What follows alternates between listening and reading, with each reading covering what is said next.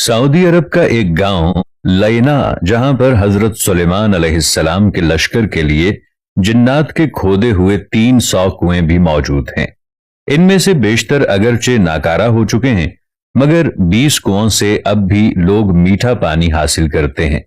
जिन्नात ने ये कुएं जमीन की बजाय सख्त तरीन चट्टानों को तोड़कर बनाए थे, जिस पर अब भी माहिरीन हैरान हैं। इन अजायबात को देखने के लिए दूर दूर से सयाह इस इलाके का रुख करते हैं।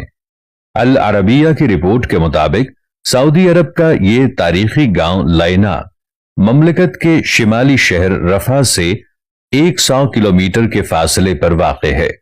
ये कदीम इलाका स्ट्रेटेजिक अहमियत के साथ मुतादिद आसार कदीमा की वजह से मुल्क भर में शोहरत रखता है। यहाँ एक कदीम कला भी है।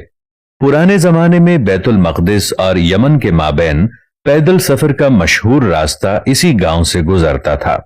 अदन से इराक जाने वाली मक्का जुबैदा की बनाई हुई मशहूर सड़क दुर्बे जुबैदा भी यहां से होकर जाती थी।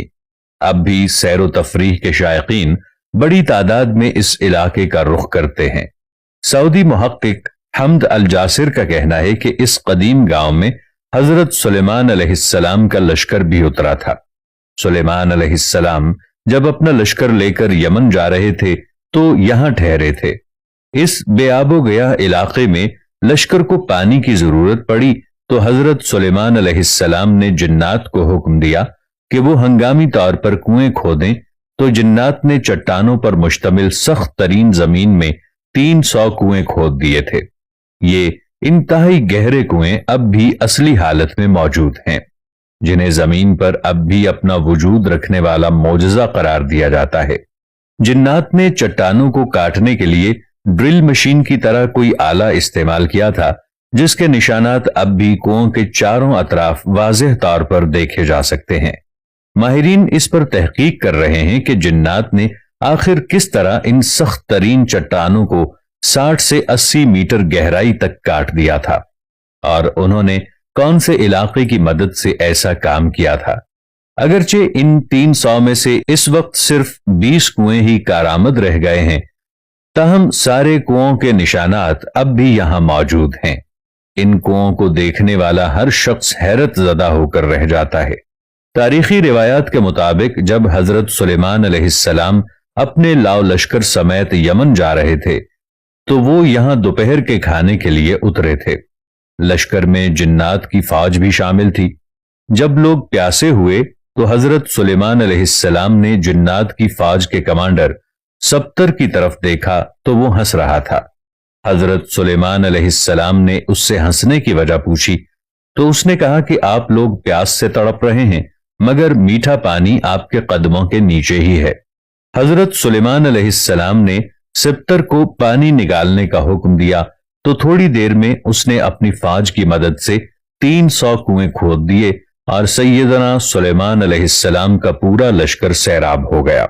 मारूफ मौर्रिख याकूत हमूदी के दौर तक ये सारे कुएं मीठे पानी से लबालब भरे हुए थे। याकूत हमूदी ने अपनी किताब मौजमुल बल्दान में लिखा है कि लैना इराक के शहर वासिता से मक्का मुकर्रमा जाते हुए 7वीं मंजिल पर आता है। ये इलाका अपने मीठे पानी के कुओं की वजह से शोहरत रखता है। इन कुओं की वजह से ये इलाका बाद में एक तिजारती मरकज बन गया, जहां इराक और अरब के ताजिर मंडियां लगाते। नजद समेत सऊदी अरब के शिमाली इलाकों के लोग यहां आकर खरीदारी करते।